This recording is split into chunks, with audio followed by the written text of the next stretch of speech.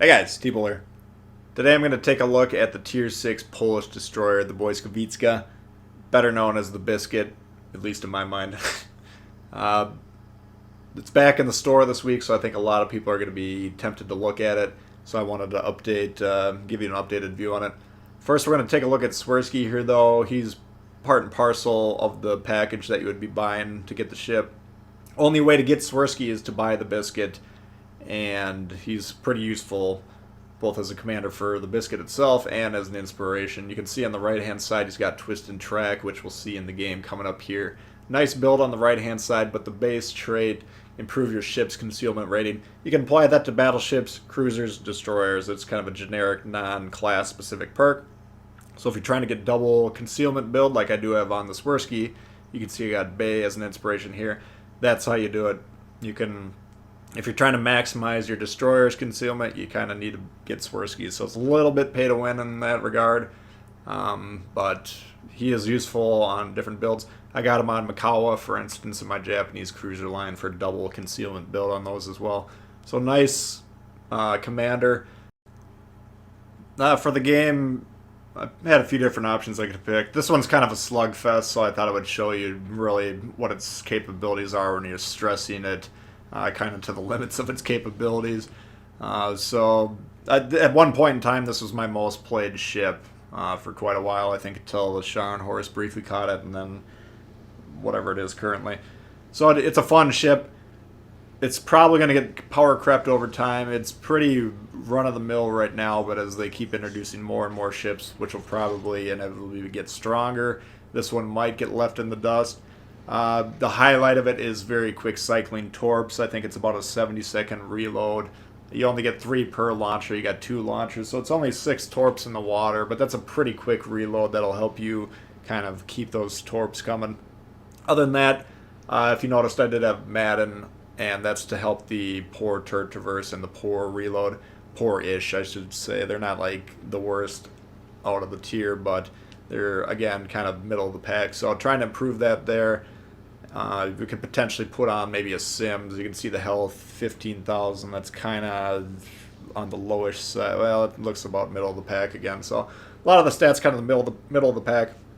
Mobility, I haven't checked what my actual build is for a while, but both the rudder shift and the prop, the forward and backwards motions, pretty sluggish, which you got to keep an eye on. There'll be probably 1 or 2 instances in this game where that could potentially be a problem. I think the starting and stopping, especially when you're trying to maintain your position in a smoke cloud that you're trying to fire from, that's kind of the main problem there. There, I was looking at the twist and track on the screen. It's kind of vexing me that it's that far to the side. It means the ship is fairly far advanced. I am fairly far advanced as well, so maybe he's just pushing roughly equivalently deep into A, but I just wanted to make sure he wasn't taking a bizarre route towards B. But the twist and track is extremely valuable. That's obviously that white little rainbow-shaped thing in the middle of the screen there. If you're new to Destroyer play, about half the commanders have that. And that'll show you the position of the closest ship, roughly, not pinpoint. But here we got a Turbot's being fairly aggressive. Now he's trying to counter us because we're capturing the base. And if he gets around there and cuts us off, kind of, that could be potentially dangerous. I'm firing the torps with the assumption, I'm assuming he's going to stop behind that island, and those aren't going to hit him, but those will kind of give him pause. But if he continues going forward, which he ends up doing, then I'll probably take a big shot. But you can see right there, that's the full salvo, and it's pretty small in the water. The torps themselves are pretty decent. Again, kind of everything's middle of the pack here with the Biscuit. The reaction time 7.57 on the torps, which is actually, that's actually probably another highlight. That's only behind the Benson/Kid and the torps, and the reaction time. It's not a stat you'll find in the game, but doing a simple formula that just basically compares the detectability of the torps to the speed of the torps in the water. So how long from the time they appear on the enemy's screen to when they'll actually strike them. That's kind of the reaction time. So that's a good highlight of this ship. You know, the torps, once they appear on the enemy screen, they're going to have a hard time dodging them, similar to the American torps. But we kind of chased him away, gave him a shot. Now the York's pushing in. York Hipper, any of these German cruisers with the really high range sonar, those are ships that we need to be extremely wary of. So I'm keeping an eye on him. I'd like to get him off the board if possible. We do have a cruiser over here. I think it's a Hipper on our team. There he is on the left-hand side of the screen that I'm kind of counting on for support here. But that York potentially could sight us, keep us lit, regardless of any obstacles like smoke or islands that are blocking the line of sight. But we scare him off briefly, or he disengages at least. Asashio's coming around to try and nuke the battleship. He pulls that off. Now here's a good example. I'm trying to back up to position the guns, but I'm worried now because this thing starts and stops kind of sluggishly that those torps might have hit me. So if I would have backed up just a little bit more for like another second or two, that would have increased the speed going backwards. It would have taken longer to get going forward. Those actually could have hit us fairly easily. So that's the kind of stuff you got to be a little bit careful of. Or if you're shooting in the smoke and you try and slam on the brakes, you might glide a little bit forward more than you would think you would, and you might sneak out of the cloud and get spotted by shooting. So that kind of stuff with the Biscuit, that's kind of one of the main drawbacks of the ship. But once you play it enough, you'll be able to manage that. York's coming back around again. Here's the sonar that we were worried about. I didn't think he would have it engaged at that point, but I was trying to get those torps in there, so by the time he became conscious of us spotting him, maybe they'd be close enough for him to hit him. So I'm assuming they're in the water. He's got the sonar on. There's no way they're going to hit him, right? He's not a complete scrub, I wouldn't think. And then I launched those other torps towards that Asashio or whatever it is because I thought they might be out of the range of that sonar. Maybe they would be, maybe they wouldn't be, but I figured wasting those on the cruiser, which there's no way they could possibly hit him because he has sonar on, there's no point in firing two salvos. Of course, the York did take one, which is lucky for me. He was probably aimed down his sights somewhere off the screen and wasn't paying that close attention. Whatever the case, we hit him there. Here's the Hipper. I need him to kill that ship immediately. You can see the York is beating up on me. If I was the York, I would be trying to kill me. I don't know what I'd be trying to do. He turns his attention to him, which is good for me because the Hipper is being ineffective at killing this York, but it's allowing me to get these shots off, and I'm not taking return fire in exchange. So I got just enough time to whittle this guy down. I'm sure the Hipper did a little bit of damage, but he had broadsides there. He has dope AP. I mean, the guy should be dead quite a long time ago. Anyway, Asashio's coming in hard to try and bail that guy out, but of course we finished him off. Now we're going to get one torp salve in the water, and that's about how long I would advocate trying to aim against these destroyers. That's really, it's not even worth shooting them at that range. If I wanted to hang on to that salvo and wait for him to close in, that would have been better. But in my mind, just getting the torps somewhere in the water, so eventually they'll start beeping on the guy's screen and he'll have to stop shooting you and focus on dodging them. That's worth almost as much as them actually hitting him, because that window of time will allow you to get 1, 2, 3 more salvos in depending on the ship and potentially win the fight.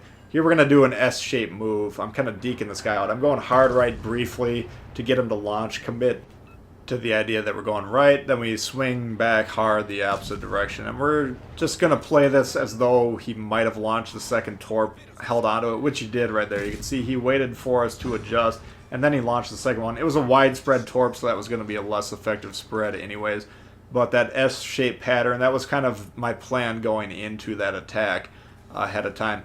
Had he launched both initially to our initial rightward heading, we would have dodged them comfortably with that initial cut back to the left. But because we kind of had it in the back of our mind that maybe this guy's savvy enough to hold on to a second salvo, expecting some sort of adjustment, and we countered it ahead of time, we got away with that one. So the guns are decent. You know, you can outduel certain destroyers like that. Asashio would stand no chance in a pure gunfight against a Biscuit. But against a kid, the Biscuit should lose that one pretty comfortably. So, would I recommend the ship at this point in time? I mean, the ship itself, I like it. I still play the ship. But, again, I think it's going to get power crept. I think that we're going to probably continue to get newer and newer premiums, which by their very nature will just be slightly better over time, you know, to keep people interested in buying new ships. So, I think it was like the second or third premium that came out, and I've had it since it did initially, so I've had a lot of good games in it. That was at one point in time my most played ship. But the fact that you get Swirsky in there, that has to factor into your decision making. Again, I use them in probably 3 or 4 inspirations. I'd have to look at my sheet. But, you know, there's a fair amount of lines that I currently use them on, and there's always the option to play around with that double concealment build, whether you want to apply it to cruisers, battleships, or whatever. So, interesting from that perspective. Now, you might be looking at this game thinking, what a pointless situation this is. This is one of those situations where you could potentially get a solo warrior just based on the ineptitude of the enemy team. Score-wise, we're down, but if I kill one battleship, that's a 100-point swing right there. And they're very unlikely to get back on sea, in my opinion, because battleships do not like to turn around. It takes them a long time to do that. So for those guys, let's just assume all those grayed out battleships south of sea were exactly how they're pictured on the map.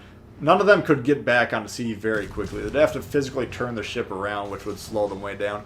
Then they would slowly advance towards it. So battleships are hesitant to do that. There's only one ship left. They're probably giddy with joy about trying to finish me off. So I'm guessing all of them are going to ignore that objective. And in my mind, I'm just trying to defend B. But here's another glaring weakness of the ship, the plane. The plane's been the foil. This thing, I don't think I've ever shot down a plane in this. It has one of the worst AA systems in the game, if not the worst. I have no idea. But you cannot, if planes will cause major problems for this. It's not like a kid where you can sail directly under the plane and shoot it down very rapidly. This thing, the plane will spot you as long as it's in the air close enough to you. So, bit of a problem there. That's kind of disturbing my plans. I'm trying to get this turpets, which is, unfortunately, my torps are staggered, my reloads by about 5 seconds, which causes major problems. I want to do one right on the indicator once he speeds up to see if he's going to go full. And then I want to do one right at the edge of that island, because if I was him, I would hug that island, turn in hard, try and dodge the torps, and so on and so forth. But because I had to hold on to those torps due to that staggered reload, that actually caused me to run into the island. I guess it was probably worth just not attempting that second launch, even though those are the ones that are actually going to clip this guy. Blind fire shot into the smoke there. Good shot by the guy. He probably had me pre-aimed while I was still visible and then held on to the aim and then shot would be my guess. But regardless, anytime you hit a ship that's obscured by the smoke, that's a good shot. We are going to kill the turpets, and then some of our guys are really sick and tired of this war, so we're going to drop them off on the beach here. The problem is we got a battleship that's closing in. He's going to have a 3-kilometer detection range proxy spot due to his slot 3 mod. We don't have that mod, so he pops us there. We don't have any opportunity to fire back. So, kind of a bizarre game, or maybe not one I'd necessarily show in terms of winning strategy, but I thought it was a good look at the Biscuit's brawling ability. So, hope you enjoyed that. If you did, please hit the thumbs up. New to the channel, consider subscribing. Questions, comments, leave them below. Love to hear from you, and we'll see y'all later. All right, peace.